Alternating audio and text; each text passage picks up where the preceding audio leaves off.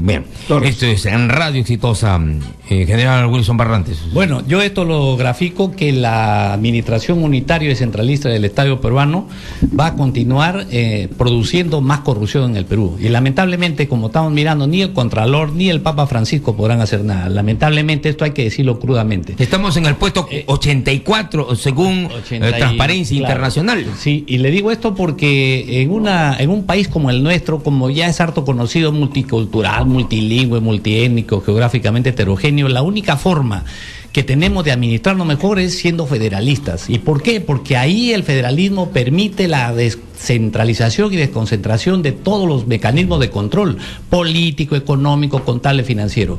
Ese es el gran problema. Y mire, con las cifras que nos está diciendo acá nuestro también ponente, nos está graficando la desgracia de este país. Le puede usted dar 2.000 millones de soles, igualito va a seguir la corrupción. Por ello es que con el federalismo existe en la región federal, vamos a llamarle así, un contralor propio, un grupo político que lo va a fiscalizar, que es los diputados regionales, y existe en este caso la labor de política y la labor contable. Por eso es que esto no va a seguir acá, esto es imposible, y esta es la desgracia de nuestro país. Y peor si no se modifican las disposiciones legales, ¿no? Sí, lo que dice el general Barrantes es realmente cierto. El tema es que la Contraloría no estuvo preparada para poder descentralizarse al ritmo que se ha descentralizado por lo menos el presupuesto público, en la que se ha entregado sendos recursos económicos a las municipalidades más pequeñas del país, a las 1.800 municipalidades, y la Contraloría recién hoy está implementando oficinas regionales, creo que en número de 7. Definitivamente, donde esté el gasto público tiene que estar el control. Está invertida la capacidad operativa de la Contraloría General de la República, porque en un 75% audita un 25% de ejecución, y en un 25% audita un 75% del presupuesto público. Lo que necesitamos en este momento realmente es tener mejores hombres al frente del control del recurso público. O sea, si no tenemos la capacidad de advertir por dónde se está filtrando, dónde están las goteras, no vamos a poder solucionar la inundación en la que nos encontramos de corrupción. Bien, hay participación también de nuestros oyentes, sí señor, escuchamos. Buenas tardes, Radio Exitosa 95.5, sí señor, lo escuchamos. Aló, don Rubén, buenas tardes. ¿Qué tal? ¿Cómo está, señor? ¿Qué dice usted? Mire, yo creo que hoy en día queda demostrado que el problema que nos ataca y el mal que es nuestro país es la corrupción.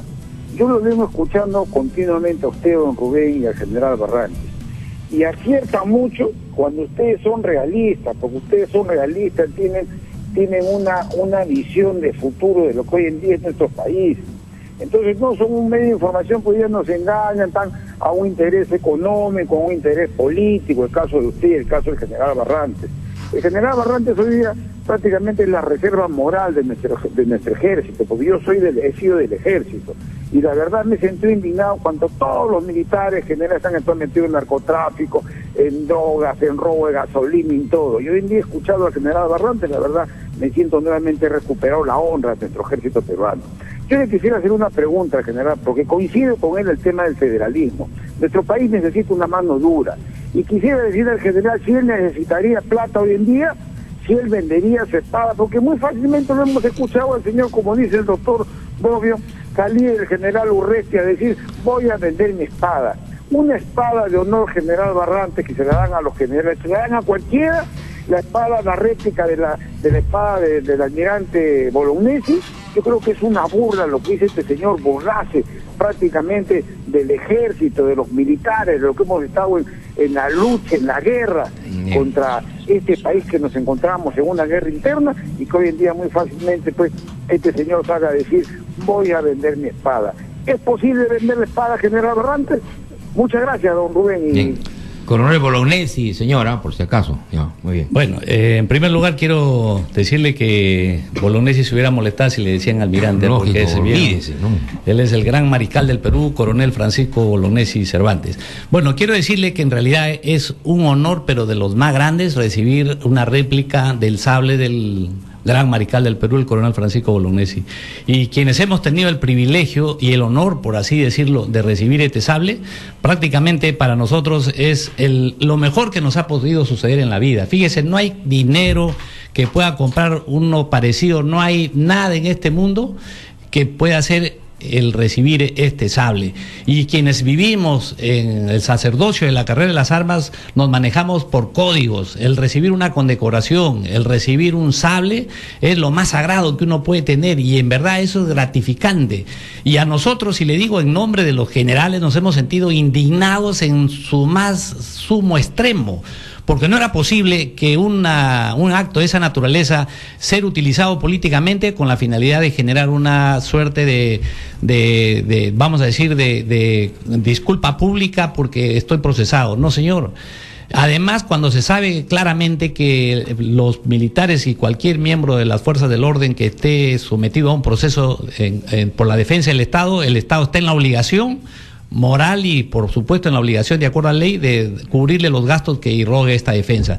Por eso que nos pareció bastante burdo y por demás muy censurable, y creo que acá ha sido muy dura y crítica la posición de todos los militares, y no los he escuchado públicamente, pero yo le digo, como soldado en la patria, como general de la República, sí me siento indignado el uso que se le ha pretendido dar al sable Bolognesi en un aspecto netamente personal, y además cualquiera que tenga que demostrar su situación legal lo hará pues en los órganos correspondientes, pero no tiene por ninguna razón que tener que hipotecar, vender o regalar el sable Bolognesi. Así es, el doctor Arturo Bobbio, que también corre por sus venas sangre del ejército. ¿Qué tal? ¿Cómo está? ¿Qué nos dice? Así es, justamente mi ofrecimiento al general Urresti en pagarle la poligrafía es porque vi la actitud patética que tuvo al rematar, porque ni siquiera vende, ¿no? Sino remata, pone en subasta pública el sable, la copia del sable de Bolognesi que le entregan cuando asciende a general.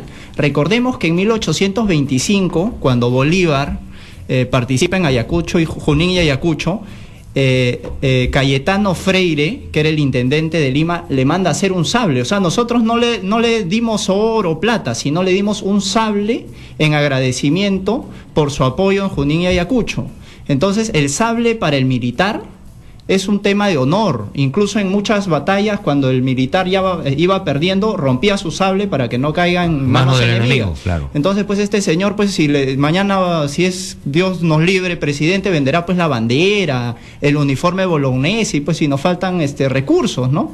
Por eso yo me ofrecí en pagarle la poligrafía, que no es cara, para que él pruebe su inocencia, ¿no? Las preguntas serían fáciles. Usted mandó matar al señor Bustos y se libera y... ¿Fastidiaba a Bustos? Claro, lo fastidiaba a Bustos y punto, ¿no? Bien, hay indignación, como dice el general Barrantes, en el ejército. Estamos con otra llamada, sí señor, lo escuchamos, Radio Exitosa. Muy buenas tardes, mi nombre es Teobaldo Curasma de Huancavelica, ¿me escucha? Sí señor, muy bien, ¿qué dice usted? ¿Cuál es su pregunta? Buenas tardes a todos los radio oyentes. Quisiera mi opinión con respecto a lo que es la corrupción que tenemos a nivel nacional. El problema es el sistema de control en el Perú está mal, la ley está mal dado, señores. Es que los congresistas parece que no se dan cuenta de que aunque aumenten mayor presupuesto y con la misma gente que va a hacer, no va a solucionar porque el sistema está mal. Por ejemplo, ¿qué hacen los auditores o los OCIs en todas las instituciones públicas existen? Ellos están revisando hace un año pasado, 2 años pasado, vaso de leche. Es una burla, pues, señores.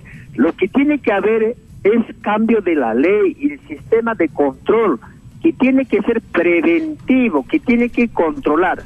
Me pregunto, ¿cómo es que en Ancash existe seguramente una estructura de una cantidad de trabajadores de la OCE, auditores, sus profesionales, en sus narices han robado? Y ellos más sin nada, después pasado 1 año, 2 años, van a revisar. Para que no queremos historia, tiene que ser preventivo, la ley tiene que cambiar, señor. La ley y el sistema de control, porque con el sistema que tenemos actualmente no hay solución. Aumentan presupuesto, aumentan personal, van a programar actividades que van a revisar de años anteriores cuando ya prácticamente todo ha sucedido. Tienen que cuidar. Es como, por ejemplo, Con el sistema actual es como yo tuviera en mi casa ratones. Sí que hay ratones, se los van a destruir todo y al año siguiente tengo que revisar y ya está destruido. Pues está mal, señores. Esa es mi opinión de Huancavelica. Muchas gracias. Un saludo a todo el pueblo de Huancavelica. Doctor José Pimentel, ¿cómo podríamos considerar una reforma del Estado si tenemos corrupción? ¿Es factible todavía pensar en una reforma del Estado? En Ecuador, desde hace 10 años, en públicas conferencias internacionales, los contralores que han asistido de esa república han señalado que el 100% de las operaciones públicas de operaciones de contratación pública del Estado es revisado. Hace 10 años, y contaban con 4.800 auditores asumando la Contraloría de Ecuador. Y eso lo han venido reiterando en todos los congresos anticorrupción en el Perú. Ha sido sede en 2 últimas oportunidades. Aquí tenemos que la ley ha previsto que aleatoriamente se pueden verificar el 10% de las operaciones públicas. O sea, el funcionario público tiene la seguridad de que el 90% de sus operaciones no van a ser auditadas. Porque aleatoriamente, sin asumir responsabilidad, la Contraloría decide qué operación revisa y qué no. Por lo tanto, pues estamos dando realmente un arca abierta a la función pública.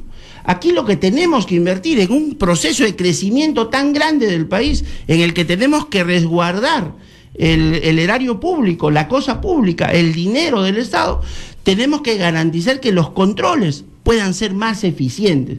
Estamos completamente seguros que este sistema y esta actual administración pues no quieren que se ejerza el control en esta administración y siempre están viendo por el espejo retrovisor, y por eso es que cometen algunos errores en el camino. Pero definitivamente la ley de control tiene que ser revisada por el legislativo. Hay un sinnúmero de proyectos de ley para efectos de que el control efectivamente sea ejercido preventivamente y de manera simultánea a las operaciones de contrata pública, que es por donde se filtra los recursos públicos. O sea, es de público conocimiento, como hasta Martín Belaúnde señala. Dice que la Contraloría es un arca, es un nido que está corrupto.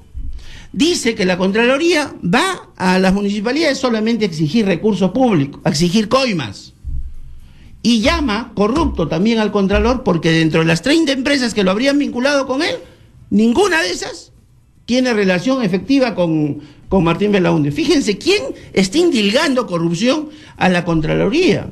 Este es un problema que realmente tenemos que asumirlo, no como una crítica, sino como de manera constructiva, para efectos de ver de qué manera canalizamos mejor el control público.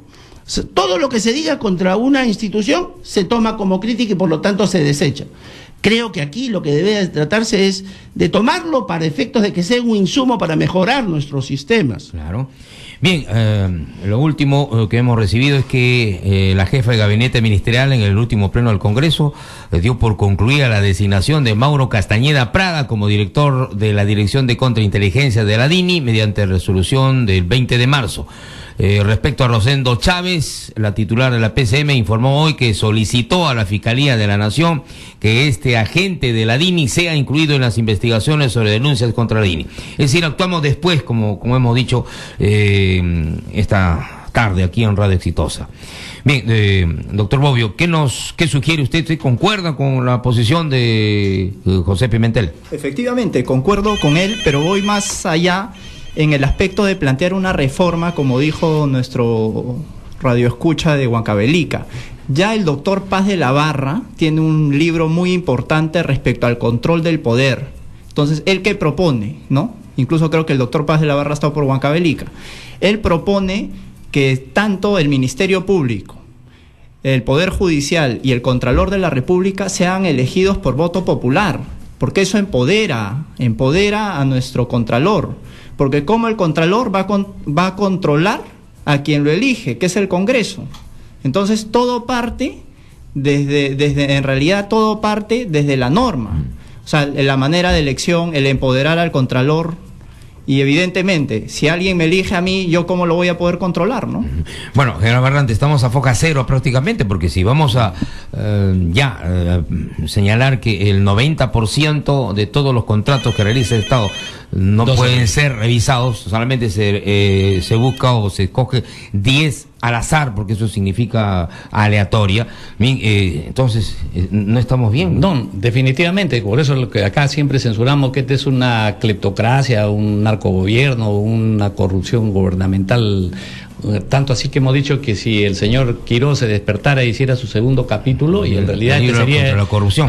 Claro, la historia de la corrupción en el Perú, este sería el gobierno más corrupto, y los que vengan lo seguirán siendo. Por eso es que la reforma que planteamos fundamental es el federalismo. Y ojo, que la consecuencia del federalismo hacia abajo es la elección popular de jueces, fiscales, etcétera. Entonces, de tal suerte que ellos estén en su localidad, el juez es elegido en su localidad, la policía es municipalizada en su localidad. Entonces, eso permite pues a una mayor vigilancia, no solamente de los controles, sino una vigilancia del ciudadano.